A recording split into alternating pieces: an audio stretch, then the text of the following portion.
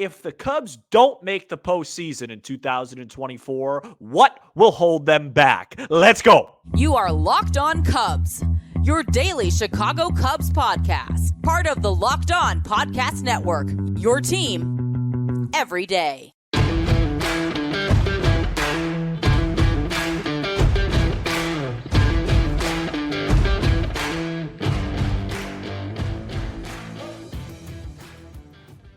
You are Locked On Cubs, part of the Locked On Podcast Network, your team every day. Alongside Sam Olber, I'm Matt Cozy.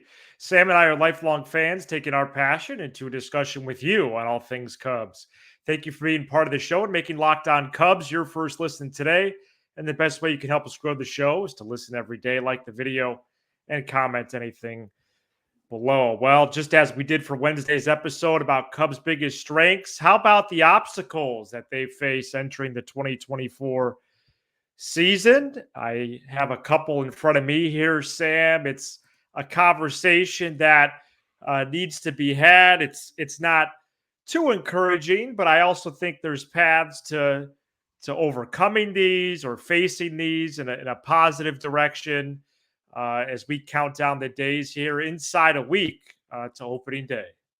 Well, it's been a while since Pessimistic Sam joined this program. And for this show, I have to play that role. It's not that I believe these things, but to me, Matt, there are two major factors that if you tell me right now the Chicago Cubs are going to win 82 games and come up 4 games short of the postseason, my guess would be these two major factors were the reason. And it's probably not what you're thinking. It has nothing to do with starting pitching or that's what I have on my sheet. Yeah, I'm sure you do. And I got one other thing too, though, bro. Yeah. I have two things. Here's number one. Lack of a star. Nobody becomes a star player on this team. Wow. In July of last year, when things turned around, Cody Bellinger was a star position player. Dansby Swanson, Bellinger, Seiya, Happ, Nico, Morel, they're all good players.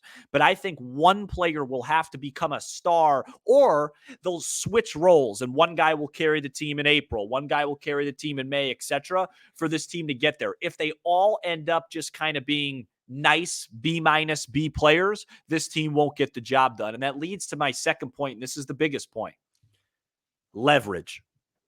Yeah. I got last season, this team, and we know Counsell, David Ross, that should be a big help, but this team was miserable in leverage. And I learned that I have a new major pet peeve in sports, and that's when you or other people text me or tweet at me when we're up 12-1 and somebody hits a grand slam off a position player. Because you know what that does? It takes a game that's already won and makes it the exact same percentage that they're going to win. Now, those players have to be professionals and take those at bats seriously. I'm not saying that they should give it up, but last year the Cubs had a lot of front runningness to them, right? When things were going good, things were going great. But when things went bad, they went awful. This team needs to do better in leverage. I don't care if Ian Happ hits 2 homers in the 8th and 9th of a 12-run game. That's great for his stats. That's great for his future dollars. It doesn't help our baseball team win if we're up 10 runs. But when we're down 2-1 late and Ian Happ finds a way to go the other way and drives a base hit to give the team a lead, or with relievers coming into the game. Last year, every single high leverage spot in September, we found a way to mess up. Who's going to be the guy that goes into Atlanta and it's Acuna, it's Albies and Olsen due up, and we're up 3-2 in the 9th, and you're going to get those 3 outs. Those type of performances, high leverage situations, this team needs to be better.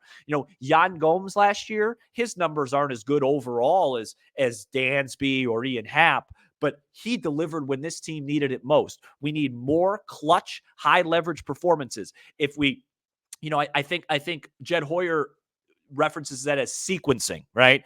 We get all our hits at once and we all struggle at once. We need to do a better job of,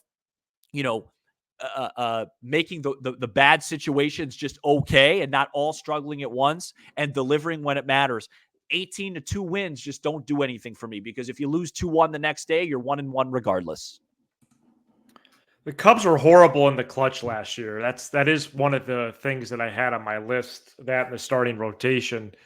Their performance in high leverage moments and late in games was didn't leave something to be desired. It was something you couldn't even look at some points. Right. I remember, especially after that first month, Fangraphs loved the Cubs, even had their total team rating in the single digits, and the Cubs were like 5 to 10 games under 500 even at that point. And it all plummeted because of the clutch factor. There was a stage in May last year where the Cubs hitting and pitching were second to last and last in clutch. Yep, I remember you And saying that's that. Fangraphs has a great category where they calculate that. I mean, 30 out of 30 teams, 29 out of 30 teams, that's horrible. And so it's really not a mystery why some of those games were lost early in the year, because they couldn't perform in the big moments. And that is a huge reason why teams lack success in a baseball season, because even those small moments add up to big ones. Mm-hmm. And maybe even in the fourth inning of a game, you don't realize it at the time, but it's a big moment. Somebody fails, and then that comes back to haunt you at innings 8 or 9, when you should have had a lead or should have been bigger, and then you lose. So that is a big focus of mine entering the first games of the year, and certainly that first month. I was looking again at the schedule today, Sam, and the April schedule, which starts in March and ends in May, oddly enough, with the 3-gamer against the Rangers in March, then a 4-gamer that slips over to May against the Mets and Queens. Yeah, it's tough. It's a tough opening 32 games, but I don't care. You're going to have to perform. You're going to have to do well.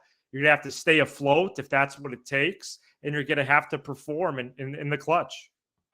Yeah, and your other one was starting pitching? Starting pitching, yeah, that's something I mentioned yesterday too on the program. How many of these dudes are actually going to throw 5 quality innings? Right. That's what it comes down to.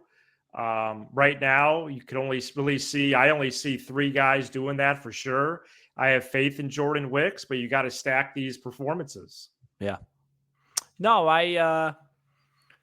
I think the reason why starting pitching wasn't on my list is because last year I thought it was going to be, and that actually ended up being the least of our problems in September. And starting pitching has just become so watered down. Like the opening game of the Dodgers game yesterday, the starter threw 3 2/3. It's really become a manager type of thing, a bullpen type of thing. So I think the starting pitching will be fine. If you tell me that the Cubs are going to have 1-star level performance this year, 870 OPS, whatever it is, and they'll be at least in the middle of the league in clutch performances, we're heading into the postseason. Last year, we were so miserable in the clutch. We got a couple months of, Bellinger for 2 months was a superstar, let alone a star. And it could be a team effort. I'd like it to be, say, a Suzuki. Yeah. But it could be a team effort. It could be, Seiya has a great April and Bellinger carries a load in the middle of the summer. And, I'd like to see Dansby Swanson get a base hit. Nico Horner's had a quiet spring. So, yeah, you might say quieter than a Charlie Chaplin film. Right. Yeah. I should get a T-shirt. That says quieter than a Chaplin film? Yeah, I mean, some of these sayings that I come up with are almost unbelievably dumb. But some of them are so unbelievably dumb that they are funny. Right. Well, we can't sell merchandise, so if it's unique to you, that'd be good. Yeah. Well, somebody could just get one made. Yeah. Yes. Let me wear it. Well, get 2 made. Send one to me. Instead of wear this "Just Do It" shirt, which is what I'm going to be saying to the Illini Thursday afternoon. Oh man. And Carter Hawkins is a big sequencing guy. He loves that word too, in addition to Jed Hoyer, Sam. But it's tough for me as a fan to believe in that. And Craig Counsell is persuading me that the lineup doesn't matter that much. But when the scab was broken through so many times last year with the lineup, and whatever medical analogies you want to use, the Band-Aid was ripped off.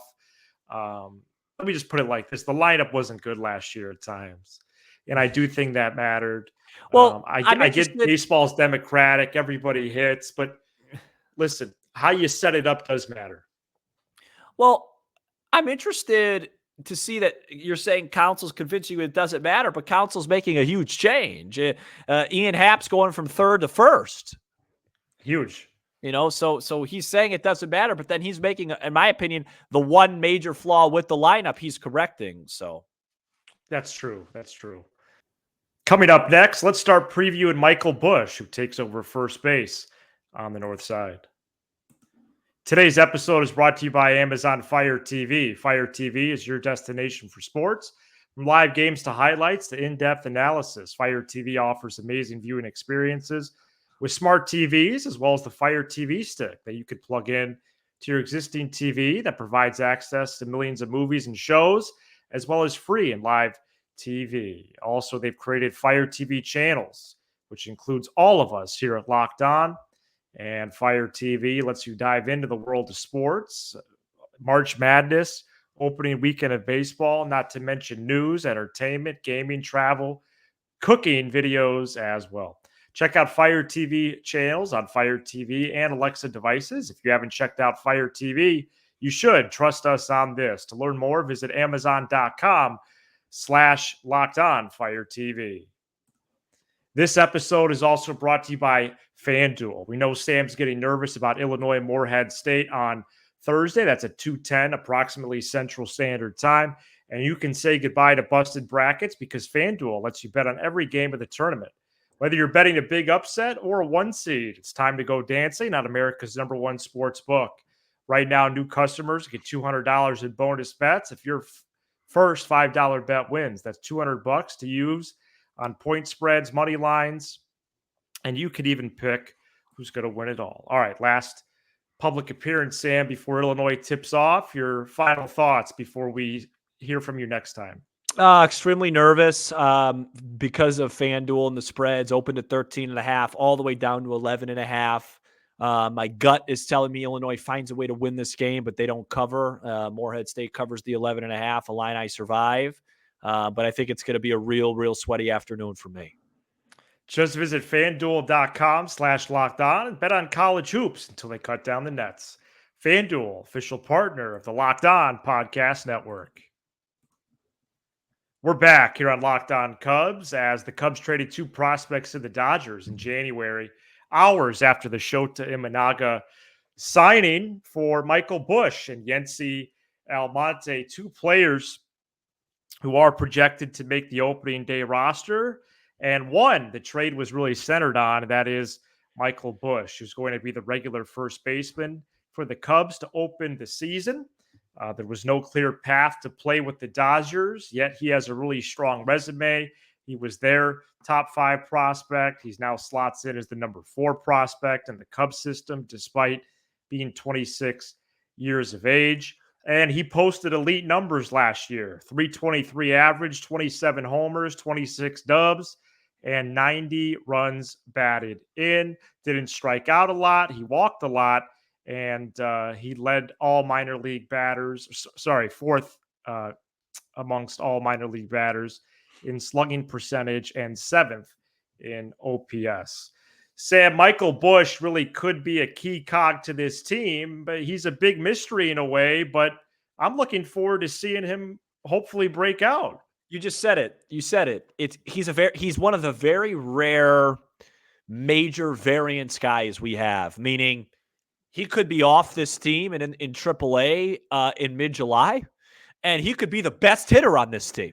I mean, he is the variance. Maybe best hitter is a bit of a stretch, but the variance is there. He's one of the rare guys on this team we've talked about all year. Cubs have a high floor, but maybe their ceiling's limited.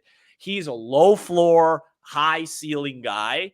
I believe in his abilities. I think he could hit at this level. Like you said, he's not a huge strikeout guy. He takes his walks. One of the first things you look at when a young player comes up.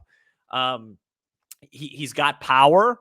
Obviously, he's going to go through tough stretches, but it's so nice because he really doesn't have to be a feature in this lineup. He just needs to be productive. He's going to be in the 5, 6, 7, 8 hole. We're going to be looking at Sayah. We're going to be looking at Bellinger. We're not going to be like, hey, you have to be great, which I think is nice. It's a nice soft landing for him.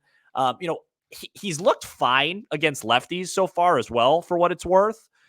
But I think early on he'll just see righties, and I think he's going to be good. He's a guy like, you always get excited in sports about the unknown, right? Like, we all know what Ian Happ is at this point. So it's like, all right, whatever. His first few games, I'm really going to be on the edge of my seat watching his ABs. There will be no, running the refrigerator, no putting, nachos in the microwave, no running to the bathroom when Busch is at the plate. I'm really excited to watch him play. And, it's exciting because if he does get off to a good start, who's to say that he's not a star and the Dodgers just, didn't have a place for him. So I'm excited about Michael Busch. It's one of the things that is near the top of my list on intrigue of this season. And that is one of the questions I had. We know he's going to start every time against right-handers, but what about the lefties? And so you bring up a good point because he probably won't start against lefties, but also why not? The third game of the season, maybe he does start against Andrew Heaney, and yeah, he won't. Maybe it's a DH. Yeah, maybe a DH, maybe. And Cooper plays first or what have you. But right. at some point he should start against a lefty. Well, okay, let's see if this dude can prove his mettle. Yeah. Maybe he's one of the more clutch guys on the team. You don't know unless he plays. Yeah, no, he's gonna play. You gotta play him. I'm excited. And I'm as much as I'm warming up to Cooper or Smith or Wisdom when he comes back, there really isn't a lot of strength at first base right now in the entire organization. Owen Casey might play there when they get to Des Moines later this month. But, that's the other thing about him. Defensively, he's played second most of his pro career, did play first in high school and college. Hoyer and Hawkins praise his athleticism quite often, and maybe that is what stands out and what gives the Cubs confidence. But he does have to be able to handle that position. I wouldn't be truthful if I said I had some trepidation with Morel at third and Busch at first on the corners most nights. But I do think there is an inherent risk there, more so with Morel than Busch. But Busch in the 6 hole or 7 or maybe even 8, if it's against a lefty, I think that is a good spot for him, at least to open the year in 7 days' time. Yeah, I'm optimistic about Michael Busch. I think he's going to be a good player for this team. I was excited about the deal when we got him, and I think he's going to be good, and I think Almonte is going to be good too. Really? Yeah, I do. Yeah, I hope so because he could have a big role too in like the 6-7 spot. Yeah, I think he's going to be good. Pocket in the game.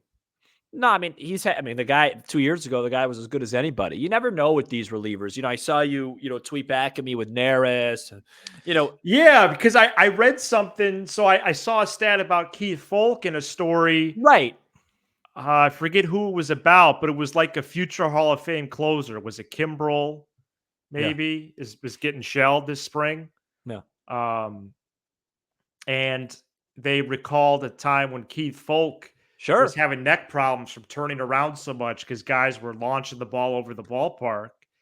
And he ended up being, very pivotal in that first or second game for the Bo Sox and had a great season. Right. But the counterpoint is, there's examples of Michael Fulmer last year looked awful in the spring and then it carried over. You never know. I don't love that. $9 million, a lot of money for a reliever. That is a lot. And I think he'll be fine, but it's just, who knows? Maybe he's working on stuff, whatever. But I think Almonte is a nice insurance policy because he's pitched in big games. Absolutely. All right. So that's previewing Michael Busch for Friday. We could take a look at Cody Bellinger, Imanaga again. What do you think? Or somebody else. Well, I if we're doing keys, obviously both those guys are huge keys. Yeah. But I think Imanaga's got a chance, man. Wow. Chance to actually win the Cy Young Award in the No, I didn't say that. I just think he's got a chance to be. He's really fun to watch pitch, and part of that's because he gives up a lot of homers. It's a joy to watch him. But he gives up a lot of strikeouts. He's got to be pitching tomorrow, doesn't he? That sounds right. Because he pitched last Thursday. That sounds right. So I won't be keeping tabs on him, but if you know what I mean. Yeah, you can. All right, coming up next, we continue to count down the days, Sam. Ugh, Till opening day.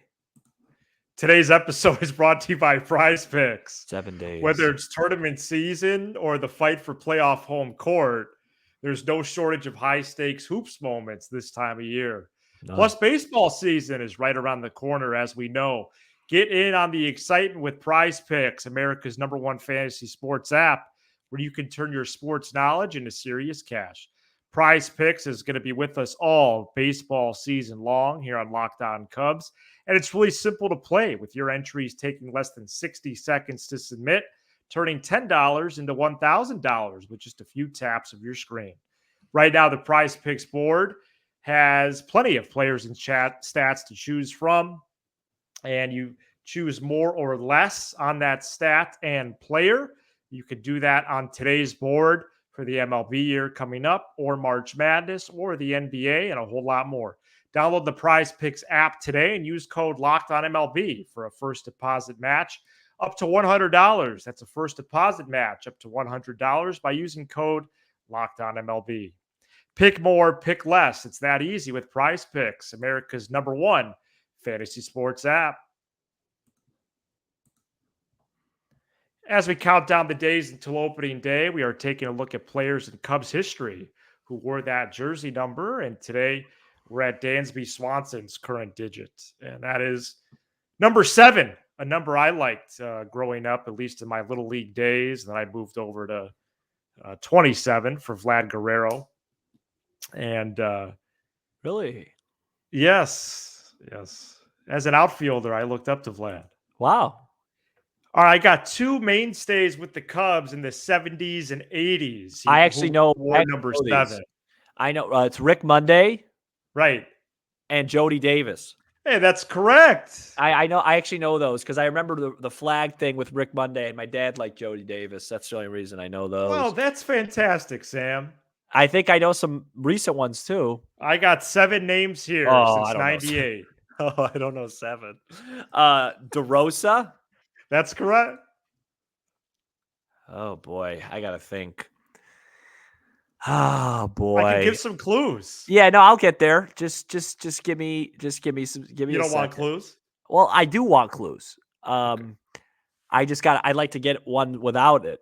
Right. But all right, we don't have all the time in the world, so give me some clues. Well, one we mentioned on a previous episode, maybe yesterday's episode. His first go round with the Cubs, he wore this number. And they changed it for the 2000 season. Sure. I don't know. Okay. Can I say it? Gary Gaetti? Joe Girardi. Oh, okay. Then there's Victor Caratini. Victor Caratini. Then there's one more catcher on here. Late 90s. Blank, we have a problem. Houston? Right. I don't know who that is. Tyler Houston. Oh, Tyler Houston. Jeez. I thought, didn't Michael Barrett wear 7 at a time? Not that I see on my list, fam. Pirates trade. Early 2000s. Pirates trade. Another catcher? No, early to mid 2000s. Pirates trade. One of the greatest trades of all time. Oh, Kenny Lofton. Kenny Lofton. Next is mid 2000s, Sam, second baseman, left-handed hitter. Aaron Miles. Todd Walker. Oh, Todd Walker. I knew Todd Walker. I'm pretty sure Aaron Miles wore 7. Is he on your list? Where are you getting? Oh yeah, he is. Aaron Miles, 09. Yeah, I know. I thought he wore 7. And another alliteration one. He packed some punches when the Cubs were bad, and then he was bad himself. Alliteration. High in the alphabet. Oh, Cubs. Alcantara. Arizmendi Alcantara. Thank you so much for tuning in. That was a bad one for me. I'm sorry. To this edition of Locked On Cubs. And 6 isn't going to be much better. You give us, we're not doing it because we got best and worst. You give us 20 to 30 minutes and we'll give you all things Cubs with a laugh or two along the way. Be sure to hit subscribe on YouTube. Smash the like button for the algorithm and leave a 5-star review. Who? Did Brett Jackson wear 7? Yeah, you know what? He did, actually. Oh, he wasn't very good. Yeah, that's why I sort of left him off. And everywhere you get your podcast, it's up to my discretion. There's some names I leave off. Sure. He's Sam Olber. I'm Matt Cozy. This is Locked On Cubs. Go Cubs.